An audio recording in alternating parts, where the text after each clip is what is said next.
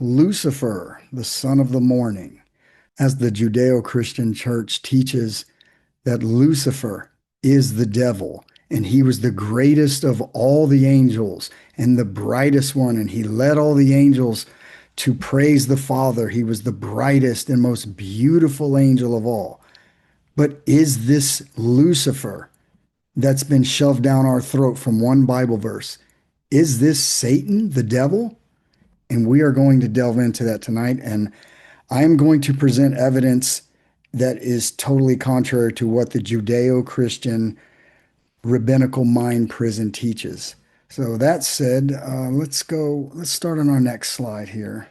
All right, so this is an interesting book I have in my library. I'm not going to get too heavy into the source, but this segment of the book, it talks about circumference and numbers and measurements of the cube, of the actual projection of Vitruvian Man, of the human figure coming to the earth. And it's a very interesting book. And it talks about the measurements of the pyramid. And the pyramid, as I've said in the past, they are literally reality, racial, light, energy projection pyramids of molecular human projection forms from higher dimensions of the fifth dimension down into this lower third dimension, which we call the flesh realm, the material world. And not to be too technical, I'm just going to go ahead and start right here. And it says the circumference of this large square is 144 times 2 equals 288.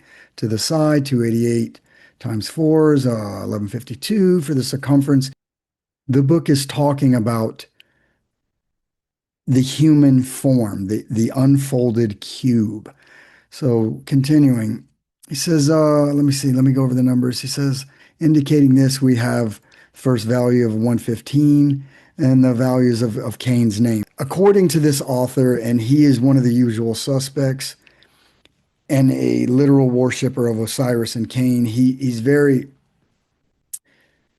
very cunning the way that he words this book, and you have to be on your A game to understand what this guy is saying. So that said, let me continue. He says that these numbers, the square and the circumference of the cube or the base of a pyramid, he says the measurement is, he said literally is Cain's number, the measurement of his cube, which is the black cube as we see here, as the rabbis wear on their head, the black cube of Saturn, of their father.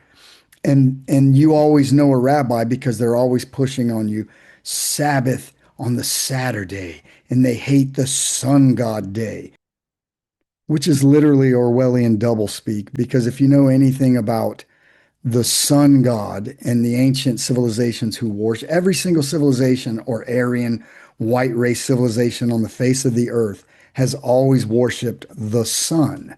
And I've said in past shows, the Son, as Jesus Christ himself told you, he's known as the Son of God, the S-O-N, the S-O-N of the S-U-N. I am the light of the world and the bright and morning star. Jesus Christ is the Son God, not the orb itself, as I've said in the past, but he is the light emanation of the white waters that come through the lens of the sun. There's a lesser sun in the lower dimensional portal that we see here on the earth, and there's a higher dimensional sun, the light that emanates from the footstool of the Father, as I've said in the past.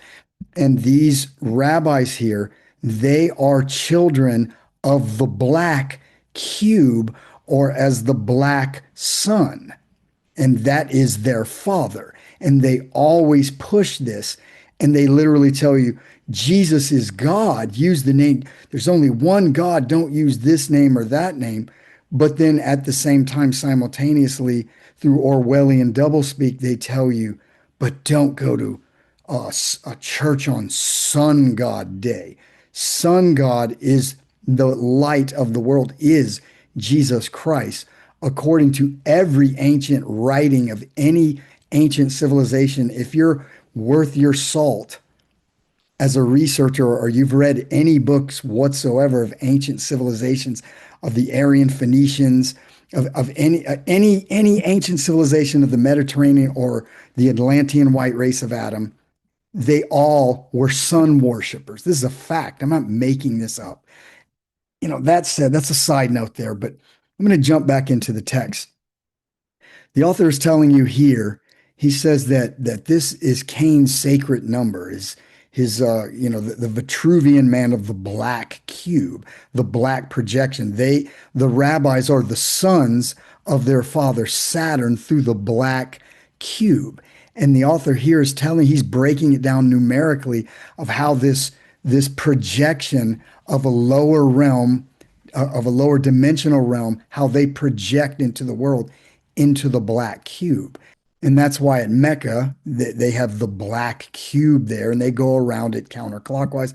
I did a really good series, Carl and I did in the past on the worship of Saturn and the children of the black cube. If you haven't seen that, check it out. It explains it in detail. But that said, let me jump back in the book. I keep getting sidetracked here. So much information. But he's telling you here, he says that this number is the number of Cain, and passing through the garden, okay, then will be noted from the verge to the center, 144. And he reverses it here like they always do, which is 441.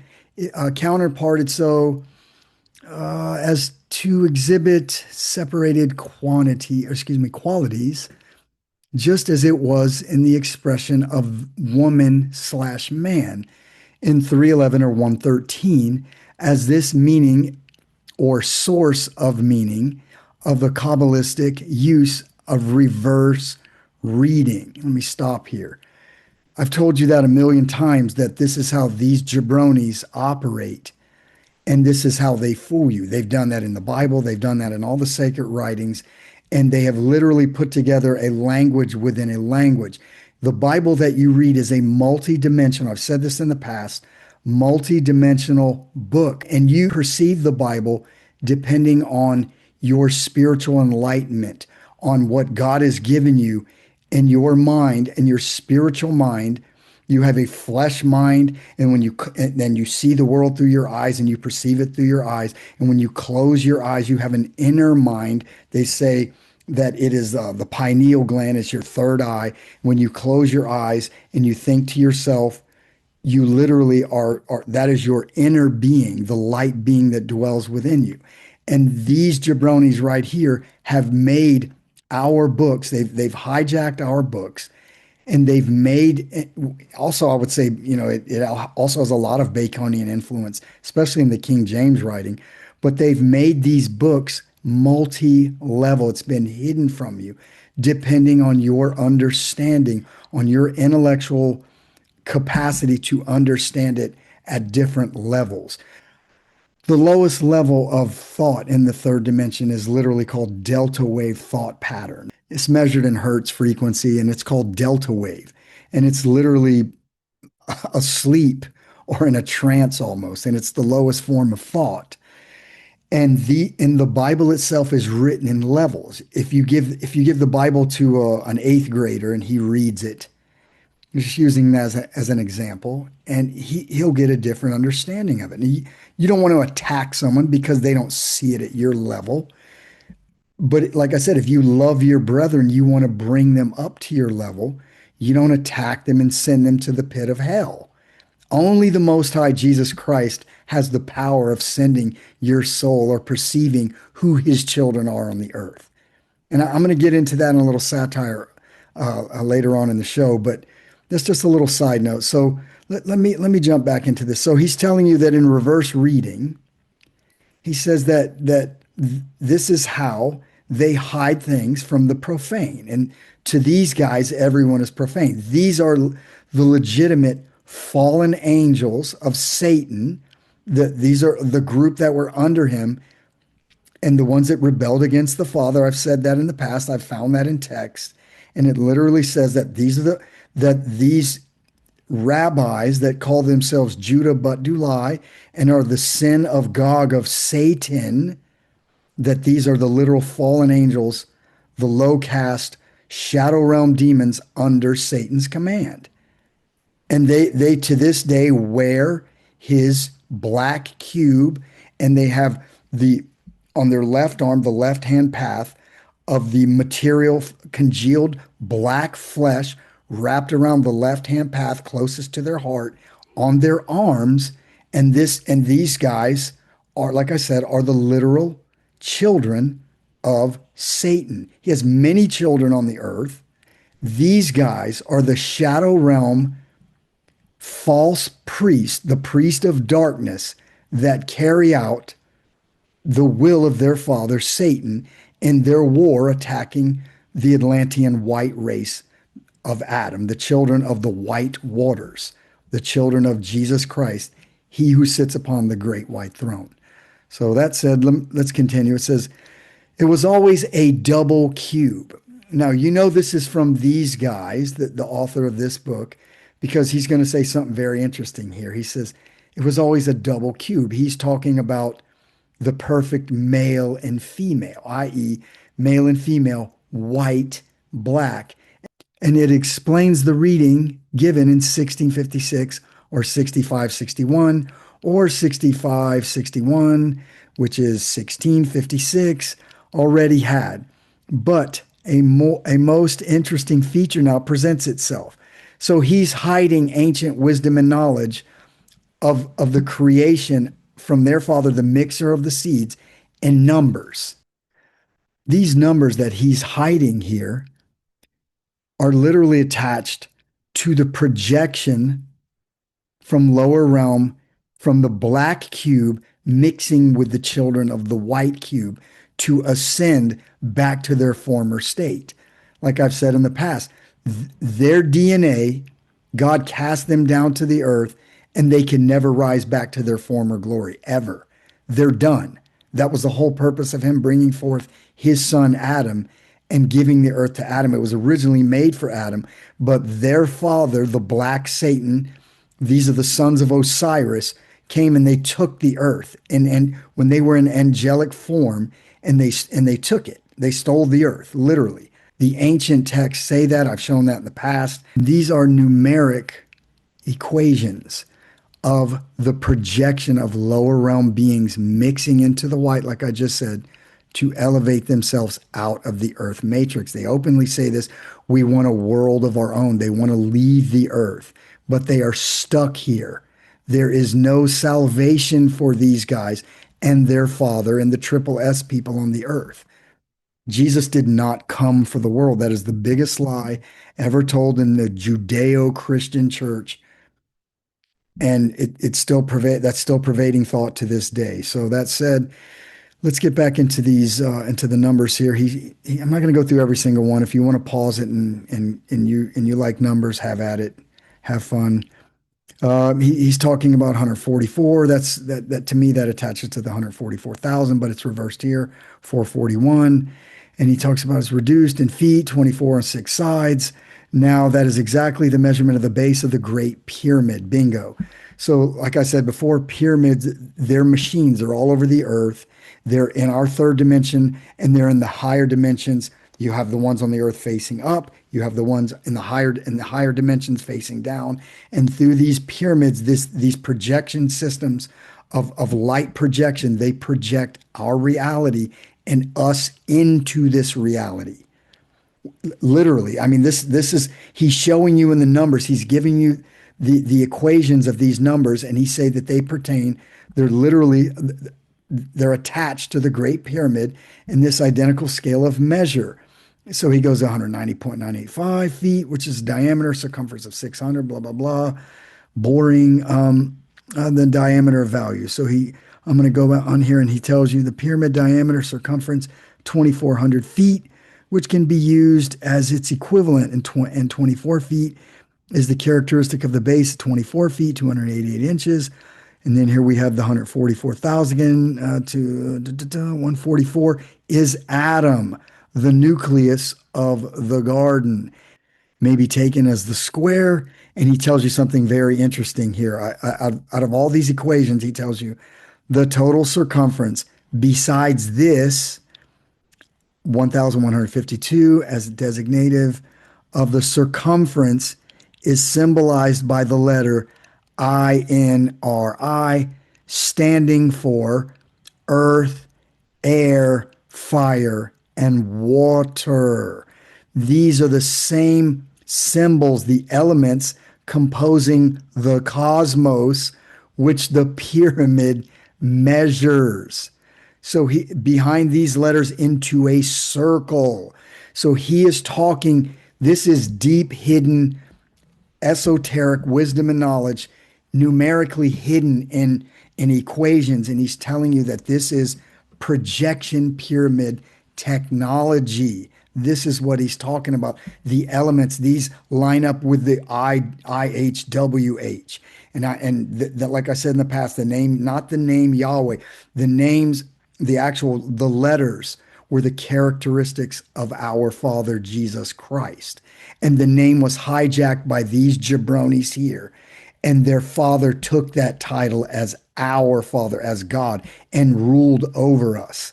I'm going to touch on that later in the show, but he's telling you behind these letters into a circle. So he tells you the square, the cube, and the circle, and pay attention to these letters, I and RI, and he's telling that these are the elements. So let's go to the next slide.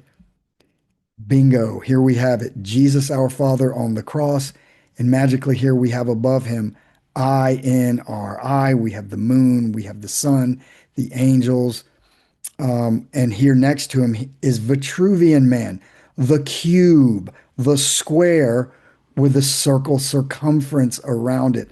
Let's back up. He literally just said that in his mathematic equations. Bend these letters into a circle. The pyramid measurement, he's talking about the base of the pyramid. So the cube, the unfolded cube, would be the projection of the human figure, Vitruvian Man, Vitruvian Man. Inside of a square, he's been cubed, a higher dimensional being of pure light energy, cubed, a white cube, and then circle. The circle would be the orbs, the stars that you see. And inside the circle is the cube. So as I said in the earlier slide, if you back up, he's talking about projection of beings, higher dimensional beings coming to the earth, and they have been cubed. When you take on the flesh body, as they wear on their arm, on their left arm, they wear a strap, a black strap around their arm, and that is symbolic of the black flesh, the cube of their father, Satan, and they wear it on their head. This is the flame, their eternal flame that they call their eternal flame, which is not eternal. It's the false light of the black cube, and they love their Saturday Sabbath. This is under old rabbinic law. I'm going to touch on that later in the show. But that said, let's go to the next slide. And we see, like I just said, we have Jesus here, and we have these letters, INRI, that represent earth, air, water, and fire. The fire, the light comes from the fire. The Waha, white waters of the white cube, he who sits upon the great white throne, Jesus Christ, our Father, who came back to the earth to be crucified to save the sons of Adam, the Atlantean white, Waha, white waters of his genetic strand, our Father Jesus Christ. Adam was made of the dust, and here we have the air, which represents the breath spirit of Jesus Christ, because only the breath and the spirit of the genetics of our Father Jesus Christ was breathed into Adam. This is our Father. So that said, let's go to the next slide. We're going back to the measurements of the cube altar. And I'm going to start, I would say, a sentence down. So it says, they're together oblong of two squares, Phoenician fence giving these two letters divided and one part of the oblong. So he gets into the Hebrew letters, the Yod, which is a corruption of the original meaning of it. I just gave you the meaning of it. It was over Jesus Christ, but they're talking about the fundamental elements of third dimensional creation, from higher realm beings and also lower realm beings, which the children of the black cube come from beneath. They come from the shadow realm. But if you, I hate to even use Yiddish Hebrew because it's not really Hebrew, but according to this author, who is one of the usual suspects, he's giving you his understanding and attaching it to mathematical equations. And he's using sounds, cymatics, telling you how this projection works, this third dimensional realm of light projection from the higher dimensions works. And he's telling you that the yod, it's basically the yod, the hey, the wah, and the hey. And like I said, it's a corruption. I've gone over that in the past. If you missed it, you can go on my other show of Melchizedek and the actual name of Yahweh in the last series I did, and it explains this verbatim. So I'm not going to spend too much time on that. But this really intrigued me here when I read this. So I'm going to scroll down a little bit midway, and he says, this enlargement is based on the idea that for every perfect woman, and I did this on one of my series when I showed the show called Mother.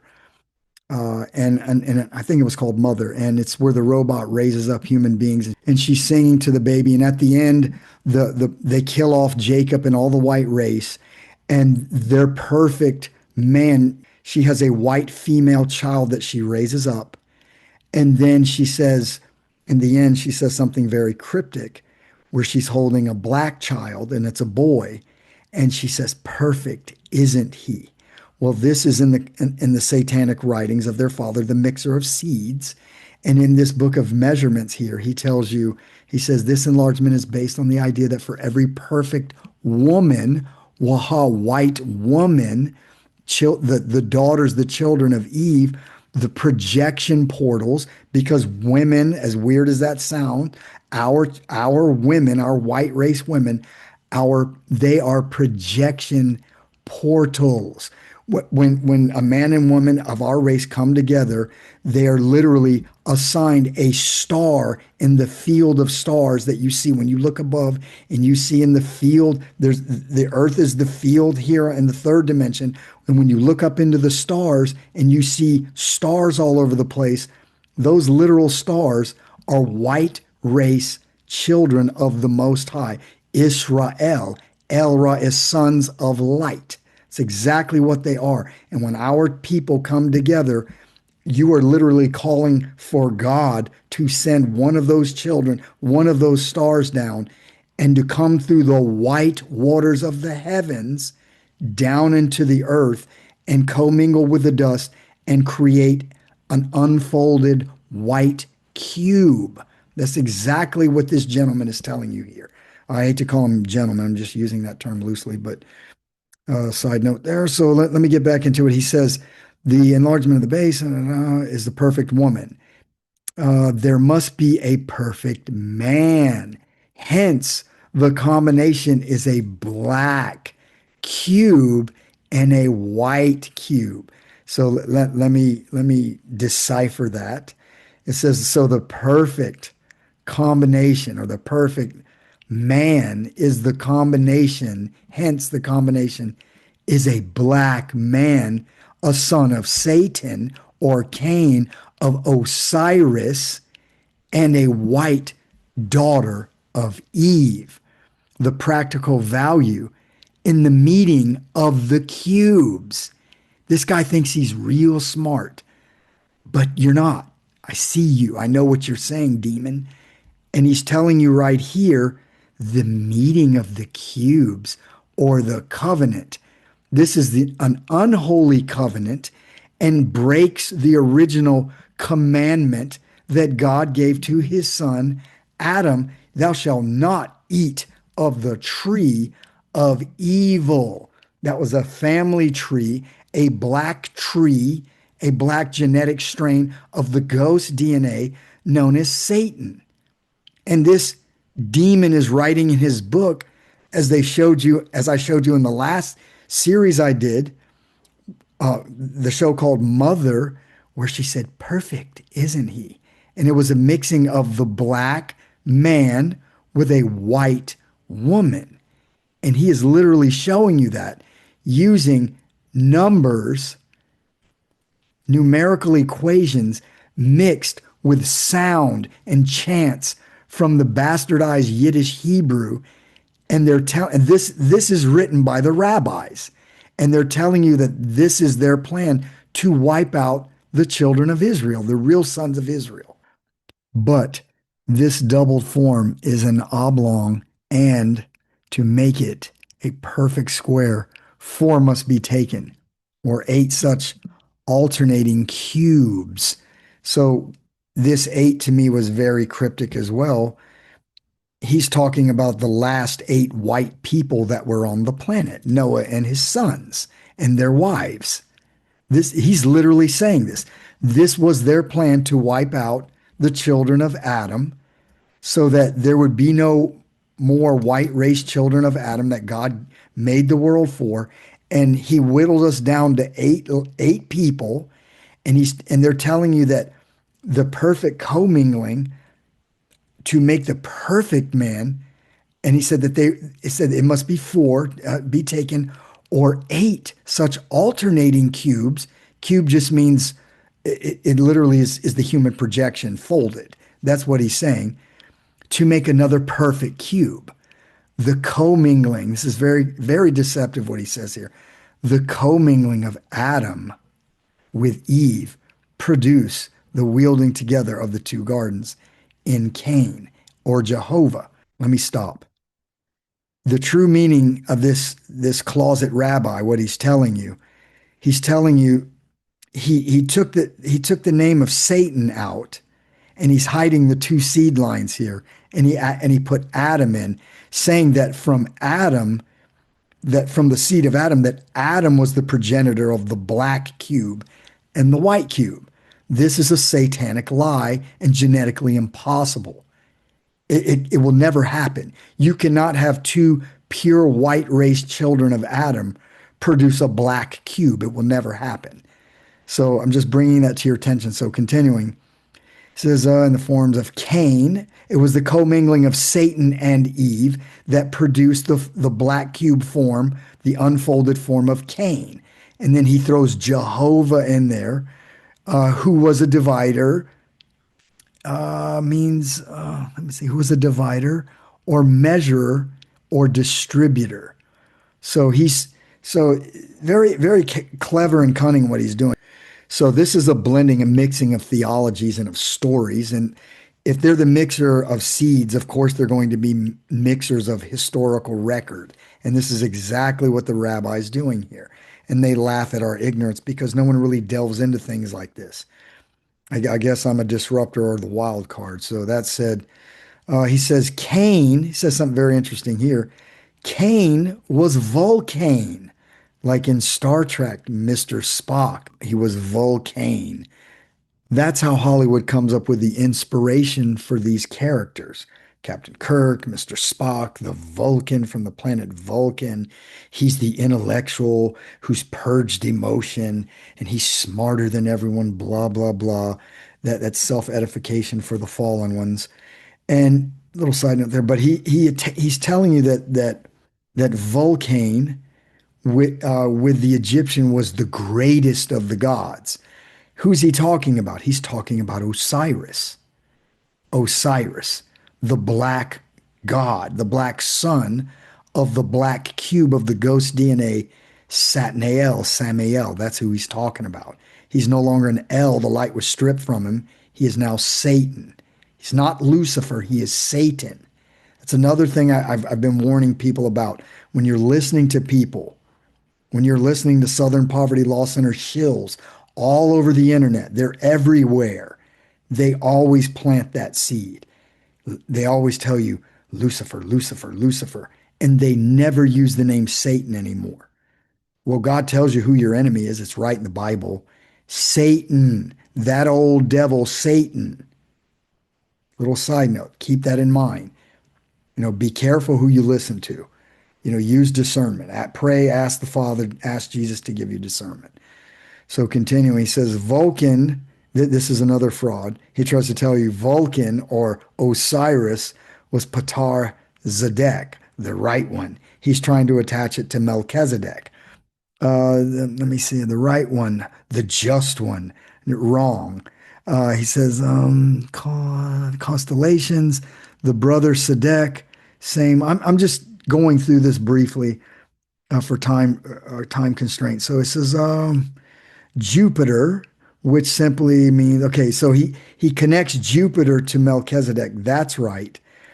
But he's trying to attach Vulcan or Osiris to Jupiter, saying that that was his son. Well, that's a multi-level understanding. Yes, yes, Cain was the son of Adam, but not through his seed. In other words, not through the patriarchal line. He was the father of Cain through Eve because Eve was taken from Adam. So that's why these rabbis and the children of Satan always claim their divinity or their spark of divinity through the mother's side. It's always a matriarch, a matriarchal reckoning, an attachment to their divine spark. It's through Adam that was the sin of Eve, and she who came of Adam. Adam was not the father as far as the progenitor and passed his Y chromosome onto this little half-breed demon. The ghost DNA that produced Cain, Osiris, or Vulcan was Satan himself, literally. I've proved that, I don't know in how many different shows. I've shown you in countless different texts, but that is a fact. And this rabbi is mixing and blending the stories. And you have to have deep understanding and of the actual cunning that these demons use to fool you. And that's just a brief example of it. So that said, let's go to the next slide. There are two paths or divisions of humanity whose history is closely related to that of the wisdom teachings. Let me stop right there. Manly P. Hall, who was a genius and one of the greatest scholars of his time, he's telling you point blank in the first sentence, he's telling you there are two seed lines upon the earth. If you read between the lines, he's literally telling you that. Continuing, they embody the doctrines of fire and water, the two opposites of nature. Those who follow the path of faith or the heart use water. What Manly P. Hall is saying here, they embody the doctrines of fire and water. He's not being specific. So to clarify, basically what he's saying is that the fundamental building blocks or the elements of third dimensional projection or creation have these elements within them: fire, water, air, earth. And he's telling you that there are two different opposing forces. Yes, one cancels out the other, fire and water, but he's not being specific as far as what the fire is and what the water is. The fire he's speaking of produces light. Is it dark light, black light, lower dimensional projection? Or is it white light or the white waters of projection from above, which also attaches to the waters? The light of the two opposing forces of the white waters, or the children of the white cube, or the children of the black cube, coming from lower dimensional dark light projection. And that's what he's saying. And that's why they always talk about mixing the two cubes to make the perfect man. That's in the eyes of their father, to give him an extra code set of higher understanding and God knowledge. He has to mix with a daughter of Adam while preserving his ghost Y chromosome of Satan, the black cube. That's what they're telling you. So continuing, he says, those who follow the path of faith or the heart use water and are known as the sons of Seth, two seed line, while those who follow the path of mind and action, I disagree with that. In other words, the mind he's speaking of, or the path of emotion, uncontrolled wild emotion, and act off of that wild emotion like animals are the children of Cain, the children of the black cube, who was the son of Samael, the spirit of black dark light, period. That's what it's telling you there. Notice it doesn't say the son of Lucifer. Everyone is so brainwashed by that Judeo-Christian rabbinic mind prison hoax. They literally have commingled, bastardized the meaning of that. And Manly P. Hall is keeping it on point, and he's telling you Cain was the son of Samael, Satan, the spirit of the black light from the lower dimensions, a lower caste of angels. Today we find the latter among the alchemists and Hermetic philosophers, the Rosicrucians, and the Freemasons. And he's talking about spiritual alchemy. He's not talking about turning base metals into gold. That was low level delta wave dipshit thought that has nothing to do with what it means. It has to do with purifying the metal, the light that dwells within you when you come to the earth, and through spiritual enlightenment of our Father Jesus Christ and pursuing his light, that you transmute your base light, and that spiritual light that dwells within the white cube altar, rises back to source, to our Father. A little side note there. So let me continue. It says, it was well for us to understand that we ourselves are the cube altar, bingo, upon which and in which burns the altar fire. So the cube altar he's speaking of is our Vitruvian man, our flesh body unfolded. That's what that means. When we come to the earth, we've been hexed, hexagram, we've been cubed into physical form. That's, you have children of the white fire, of the white light, of the white waters, and you have children of the black cube, the triple S people, the sons of Cain. They're all over the place. Turn on the news, you see them all over the place. They're all over the planet. It's a little side note. So continuing, it says, for many centuries, the initiate of fire or of the flame has been nourishing and guarding the spiritual flame within himself, as the ancient priest watched day and night the altar fires of Vesta's temple, the ever-burning lamp of the alchemist, which having burned thousands of years without fuel in the catacombs of Rome, is but a symbol of the same spiritual fire within himself. In the picture, we see the ever-burning lamp, which was carried by the initiate in his wandering. It represents the spinal column of man, at the top of which is flickering a little blue and red flame. As the lamp of the ancients was fed and kept burning by the purest of olive oil, so man is transmitting within himself and cleansing in the lava of purification the life essence, which, when turned upward, provide fuel for the ever-burning lamp within himself. So, very cryptic, metaphoric writing of the light that dwells within you. Very interesting. So I'm not going to spend too much time on that. I think it speaks for itself. So let's go to the next slide. The cube altar. Of the elements of the earth is this altar composed? It is the great cube of matter. It's talking about the flesh body. On or in the altar burns a flame, the light that dwells within you. It is the flame that is the spirit of all created things. Man, know thyself. Thou art the flame, and thy bodies are the living altar. This is next level bombshell when what he's speaking of.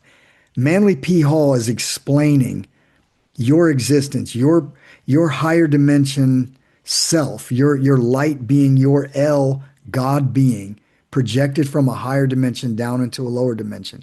And he's telling you that your cube altar, your body, your Vitruvian man ghost suit that you live in, your flesh body, your cube altar is literally made of the elements of the earth. This is a multidimensional understanding. And he's telling you, if you look at the picture, you have the all-seeing eye of the Father, Jesus Christ, the same eye that's on your dollar bill. It's not Lucifer, the devil, the demon. Has nothing to do with that whatsoever. If you look at the eye of Ra, the eye of Jesus Christ, as I showed you in one of the last series I did, when Zeus stepped on the eye of Ra, and a light wave came over him and congealed his light, higher dimensional being, slowed down his frequency and congealed it into a human body. This is the eye of Ra, of Amun Ra, Isus, Alpha and Omega.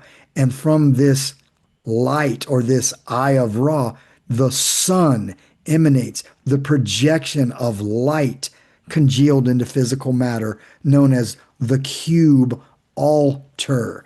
If you look at the word altar, it's right in your face. It's Altar. It's another anagram. If you read it left to right, it's Altar, Atum Ra. Your altar is the body that emanates from the light projection of our Father, Jesus, the Son, the Father, the light that emanates from him. He is known as the Sun God, not the orb. I've said that a million times, but the light that emanates through that orb comes from his footstool. And that's what Manly P. Hall is showing you. The lamp on the top of the flame, as it's turned upward, in other words, through enlightenment, through the understanding of the hidden mysteries of Jesus Christ, our Father, we are the initiates. Does this sound weird? Yeah, but it's the truth. This goes beyond Judeo Christianity, Delta wave, rabbinical mind prison thought. I'm not saying that in arrogance, but that is the truth. And if you understand what these meanings are, it makes sense to you. The light that emanates within you in this lamp comes from the Father. So you have the light that comes from above into the lamp, the pineal gland, or into the cube altar, and from this eye emanates the rays of light projection, congealing you into physical form, an unfolded cube. I don't mean to be redundant, but this is very, very hidden, esoteric knowledge that they have kept from you. They laugh at our ignorance, keeping you in 66 books, magically 66, when they have all the hidden text, and they laugh at your ignorance. Let's go to the next slide. The stars in heaven and the sands on the seashore. We're going to Albert Pike. Everyone said he was a devil worshiper because he wrote this thing about Lucifer, and they don't even understand what he's talking about. I said the same thing 15, 20 years ago because I was under the control of the rabbinic mind prison. My mind was locked, and whatever the church said is what I believed, and you couldn't tell me different. And when God chooses to activate your mind to a higher level, it's at his time. When he wants to do it, he does it. But like I said in the past, I have not seen any proof of Albert Pike being a devil worshiper. I have not read all of his books, but so far what I've seen, it's everything connecting him to being a devil worshiper is based on a mistranslated word, Hallel, which means Lucifer, which magically, like I said in the past, they couldn't come up with a word or a name to translate Lucifer. Why did they leave that in Latin like Gentile? It's because they're hiding something from you. They're smarter than we are. In cunning. When you think in those terms, their deception just disintegrates right in front of you. Every time they open their mouth or write something, you see it through a different lens. And their lies are a joke. It just crumbles into dust in the wind. That's all it is. So let's get into Pike's writings here. And he's gonna shed light, no pun intended, on who the morning star is, or the sun, Lucifer, the son of the morning. He starts off and he said, and this is from one of his books where he's speaking of the Rig Veda and the Vedic gods, the Indo-Aryan Vedic gods. He has seated himself among his progeny to exercise supreme dominion. The prince or chief was in those days peculiarly the father of his people. In the Semitic tongues, the same word meant father, chief, master, leader. And the stars, pay attention to this, led and ruled by Jupiter under his supreme dominion were appropriately styled his progeny. Let me stop. The Bible tells you that Lucifer in Isaiah 14:12 was the devil. He was the one, the greatest of all the angels, and he fell. And Albert Pike is telling you, laser focused, that no, Jupiter was the son of the morning, the bright and morning star. In Judeo-Christianity, they tell you that Eve was the bright and morning star. She's attached to Venus. That's a half truth. And Albert Pike, the one that they tell you is a devil worshiper, he's telling you no, that Jupiter, Zedek, Jupiter, who is Zeus, Zeus, who was Adam, Adonai, Zedek, he's telling you no, that he was the bright morning star. I mean, it's in plain sight, it's right here. Is he the only one that's ever said that? Nope, I found that in multiple sources. But you have one Bible verse that was mistranslated or not even translated. For some reason, Jerome decided to leave that one word, Lucifer. Let's leave that in Latin. That makes no sense. When they do that, they are hiding something from you. What are they hiding? They're hiding Adam's identity. Why would they do that? Because you're the offspring of Adam. They don't want his progeny who are of a supreme dominion, or they came from the light of the Father, his chosen people. They don't want you to know that that's you, white people on the earth of the white waters. That's white supremacy. Duh. I don't give a shit what they say. So continuing, through him the sage beholds all the marvels that have been or will be wrought. For under his leadership the starry host make visible the wondrous beauty of the heavens. The idea of leadership, chieftainship, royalty soon caused the ascription to Varuna, the planet Jupiter, of all attributes and characteristics that are imagined to belong to royalty. To the Greeks, he became Zeus, the king of the gods. To the Romans, Jupiter and Jovis, Adam and Eve, head and sovereign of the hierarchy of Olympus. Melchizedek was king and priest of Zadok, the same planet. Astarte, the queen of heaven, was Venus, the evening star. This is bombshell. This literally sheds light to the one Bible verse in the KJV. It's only in the KJV like that, where they tell you, oh, Lucifer, how you have fallen from heaven. Oh, you son of the morning. What are they telling you there? They're telling you that Satan, Lucifer, is the son of Jesus. Revelation 22:16, I'm the bright morning star. And he has a son, and his name is Lucifer. Lucifer, who fell from heaven, is Satan? No. Albert Pike and those in the secret societies know exactly who they are. Jupiter is King Zadok, Adonai Zadok, Melchizedek, of the line of Melchizedek, Adonai Zedek, Jesus Adonai Zedek, the son of Jesus Christ, the son of the morning, is none other than Adam, Jupiter, as the Romans called him. So that said, let's go to the next slide. The golden light, as were Mitra and Varuna, for when either Venus or Jupiter is the morning star.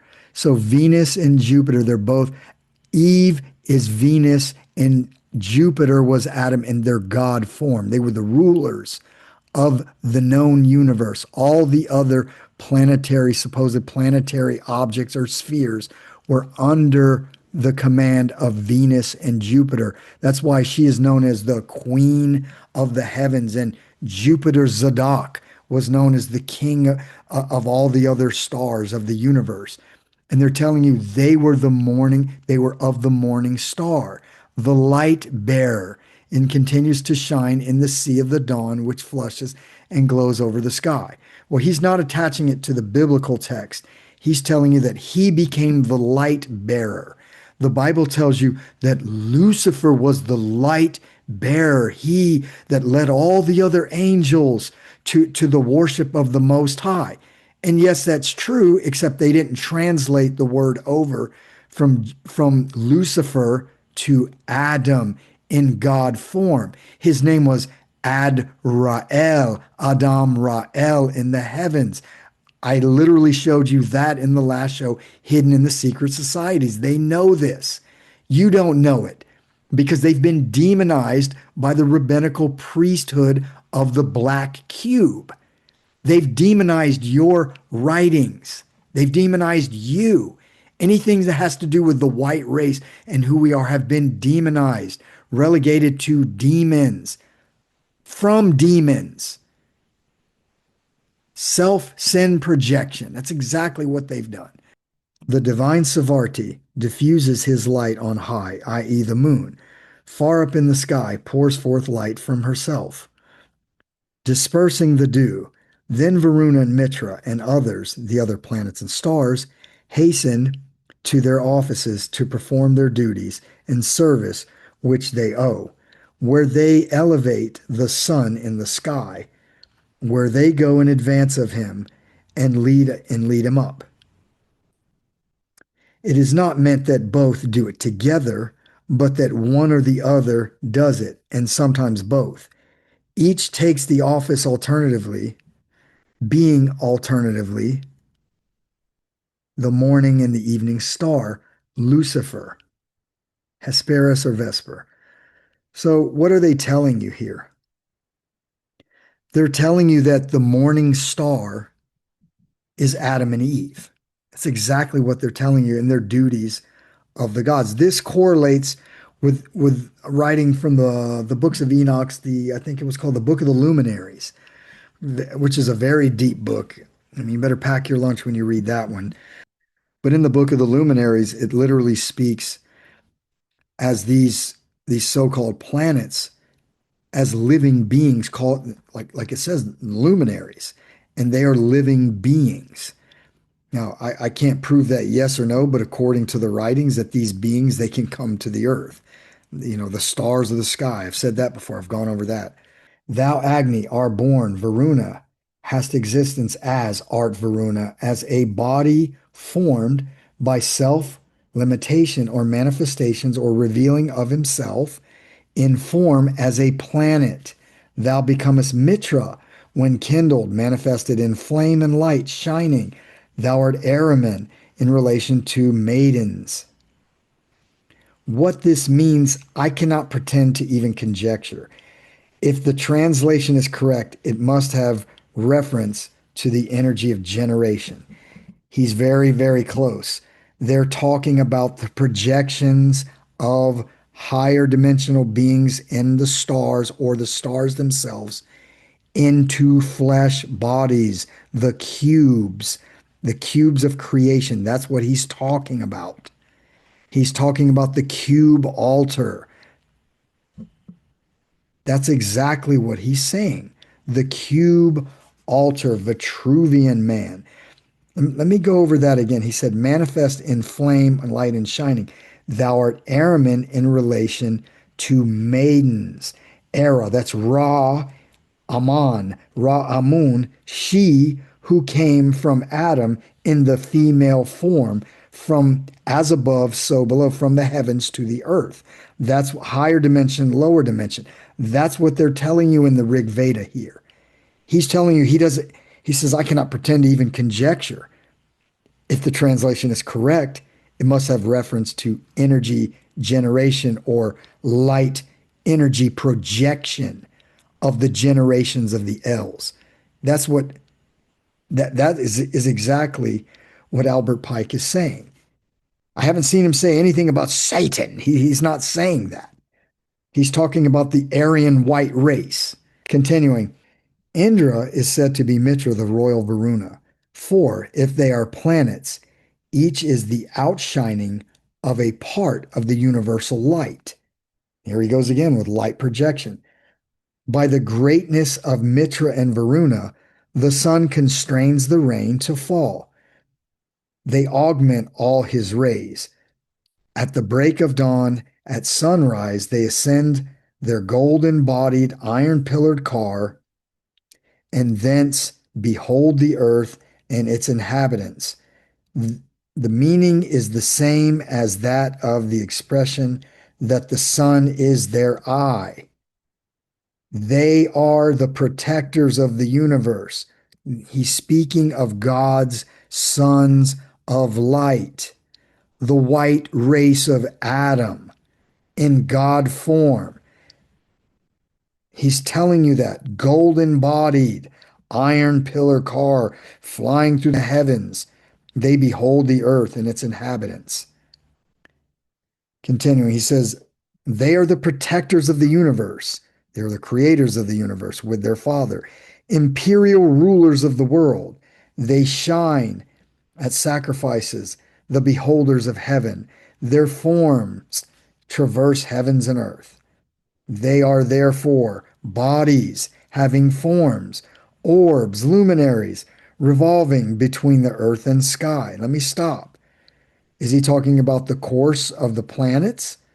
Or is he talking about light projection or dimensional higher beings of light, orbs coming down into the cube altar of flesh manifestation? Is that what he's saying?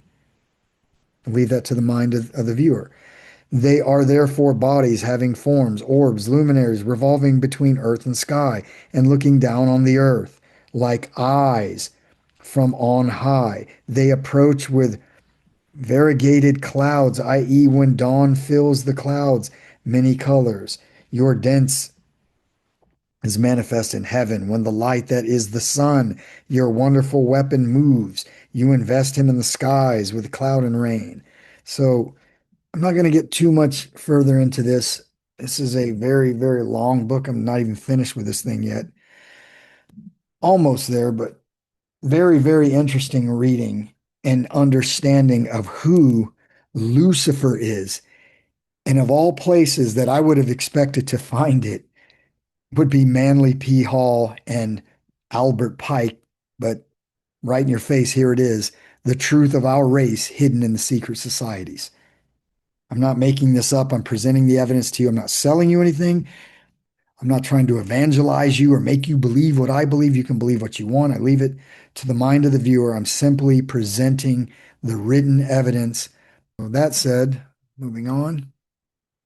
In Roman mythology, the god Vulcan or Vulcane's father was Jupiter. Very misleading. The king of the gods. His mother was Juno, the queen of the gods. Vulcan is the Roman equivalent of the Greek god Hephaestus. This is very, very misleading. And I kind of touched on it earlier that Jupiter was not the father through his Y chromosome. Like he had, sexual relations with Eve and created him. No, this was Eve's sin of the white female cube mixing with the black cube of Satan, the ghost Y chromosome of Satan. But Eve came from Adam. So that's the connection. That's where they get that from. So I'm not going to stay on that topic too much. So let's go to the next slide. Jupiter Optimus Maximus Heliopolitanus. In the beginning, there was the cube, Optimus Prime. Where does Hollywood get the names and the inspiration for these characters? Well, here it is right in your face. Jupiter Optimus Maximus Heliopolitanus. IOMH is an abbreviation that stands for Jupiter Optimus Maximus Heliopolitanus, a syncretic god venerated in the great temple of Baalbek, modern-day Lebanon. The god, often called Jupiter Heliopolitanus, was worshipped in Baalbek and evolved from the ancient Canaanite religion, particularly the worship of the god Baal Hadad. Here we have the name Baal. That means the devil. No low level delta wave understanding. It's not what it means. Baal is a title. Hadad is who that Lord was. Baal means Abba El, El Abba, of the family of the Els, Israel, Mikey El. So the important word that's attached to it is Hadad, Ha, breath, spirit of Jesus Christ, Adad, Adam. So he's telling you here that Jupiter is Adam, right in your face. Jupiter Optimus Maximus from the planet Cybertron. Little humor there, but that's where Hollywood gets their inspiration, is right in your face. It's not like these guys can create a ham sandwich, but they get their inspiration from our race. The ultimate cultural appropriation is from the children of the black cube. So that said, let's go to the next slide. Jupiter Optimus Maximus Heliopolitanus, also Jupiter Heliopolitanus, was a syncretic supreme god venerated in the great temple of Baalbek in modern-day Lebanon.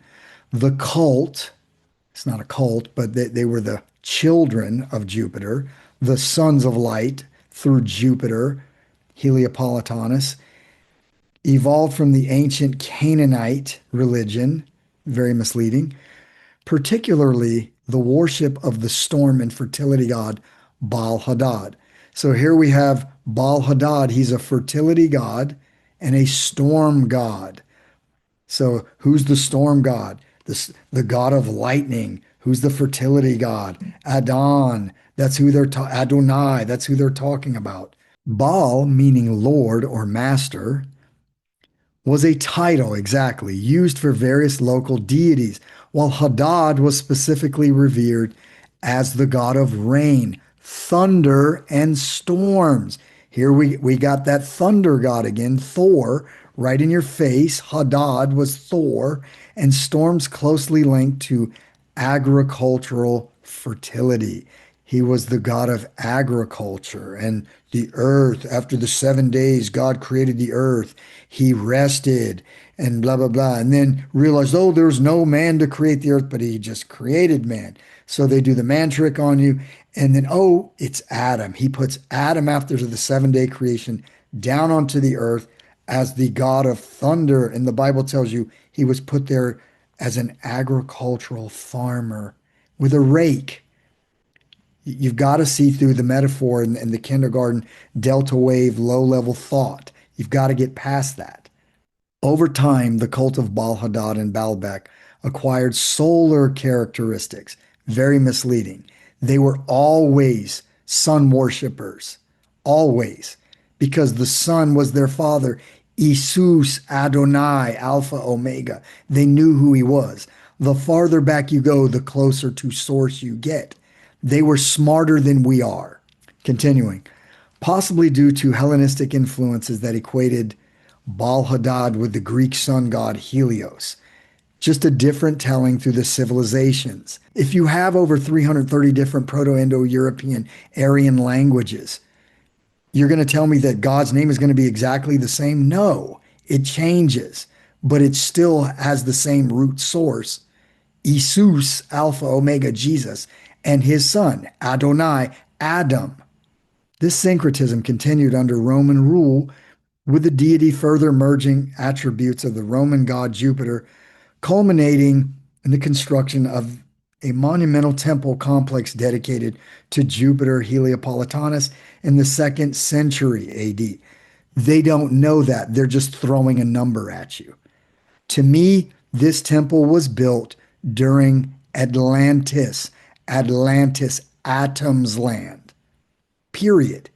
I don't care what number. That's why I don't like getting into times and numbers and dates because it's all a crapshoot. They don't know when it was built. They hypothesize, they theorize, but is their theory any stronger than anyone else's? I would say no. It's just my opinion. It doesn't mean it's right, it's just my opinion. So continuing, the temple was renowned for its oracle functions and served as a significant center of divination with the cult of Heliopolitan Jupiter spreading throughout the Roman Empire. Why? If you look at the name Roman, it's right in your face. Man, separate the word. Ra.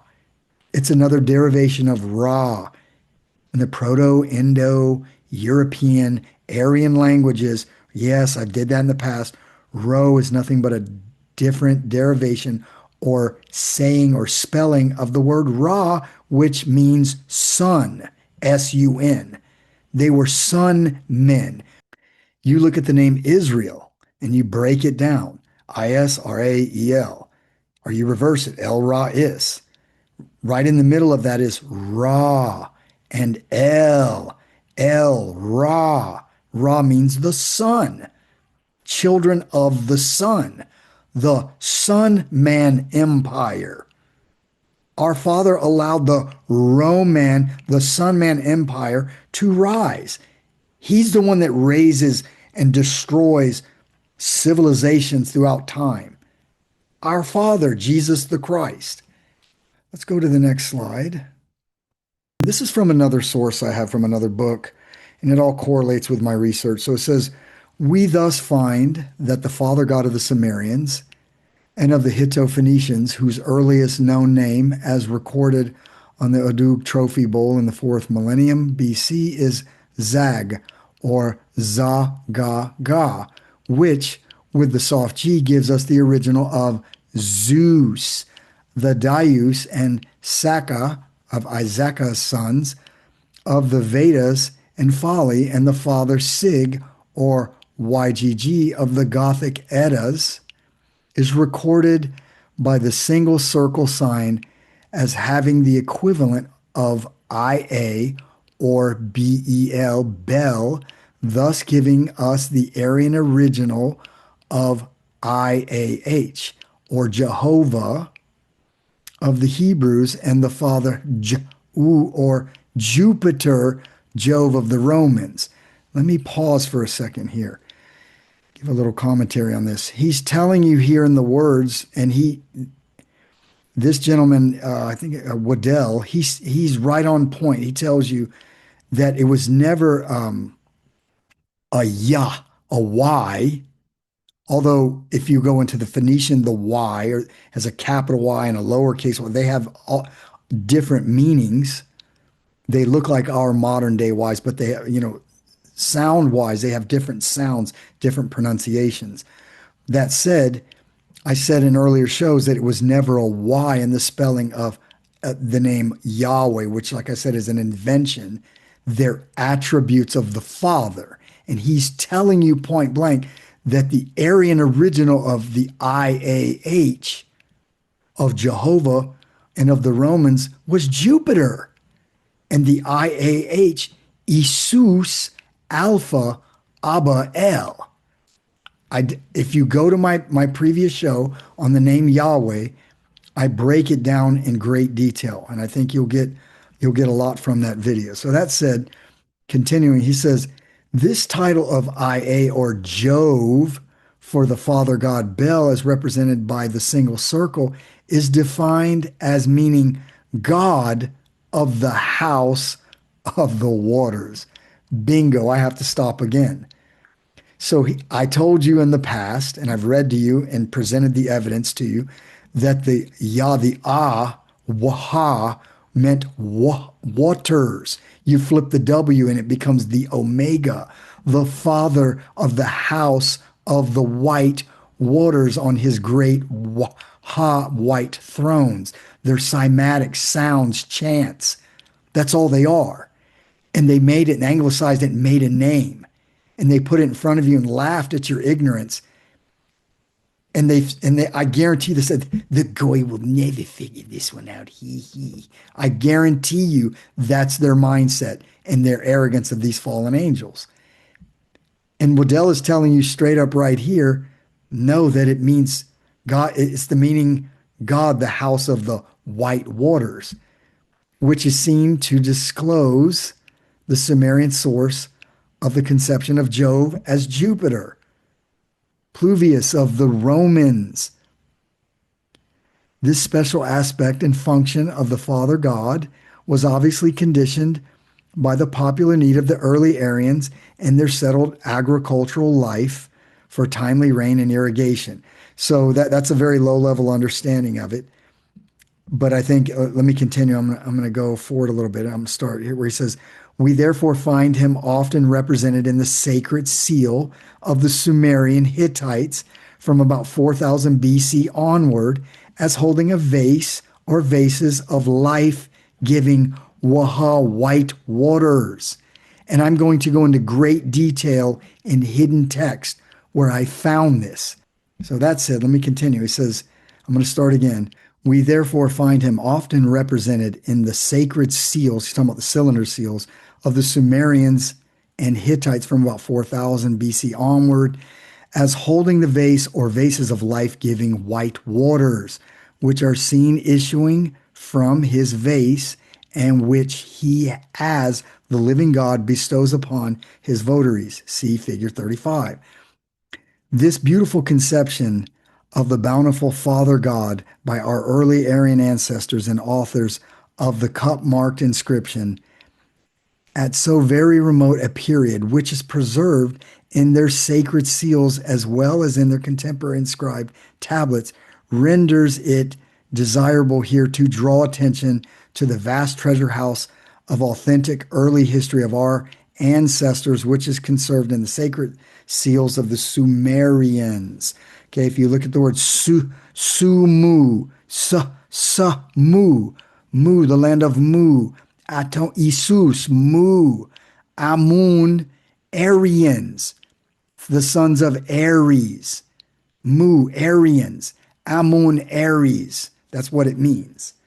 So that said, let's go to the next slide. The Temple of Jupiter, IOMH, the acronym, and I'm going to compare that with the name IHWH, which is an invention of the name Yahweh, a rabbinical invention, the name itself. So if you look at the word IHWH, Isus, Ha, breath, spirit, Waha, white waters, white. If you look at the WH in the waters and the Ha, the breath, spirit, and you add an ITE to it, it means white, white waters. Oh, you're just making that up. No, I found that in text, and I will reveal that later on in the series. So if you look at the acronym IOMH, it literally stands, you go to the right here, it stands for Jupiter, Optimus, Maximus, Heliopolitanus, and the breakdown and the meaning, the esoteric meaning of these words are literally Jupiter slash, starting from the left, Jupiter, the I, Jupiter, Zeus, Isus, Adam. The O is Omega. The M, Maximus, which stands for greatest. And the H is breath, spirit of Jesus. Isus, Omega, Messiah, breath, spirit of Jesus. Attributes of Gouda, God. Let's go to the right. And you look at the breakdown of IOMH. It's Jupiter equals Isus, the sun, the SON, Jupiter of the SUN. Optimus equals the best, good. Maximus, greatest, largest. H, Heliopolitanus, the sun. Gouda, the breath, spirit. Adug, if you add an M, it's Adum. You get rid of the G, and it's Adum. Adam, the sun, city of the sun. That's exactly what the temple of Jupiter means.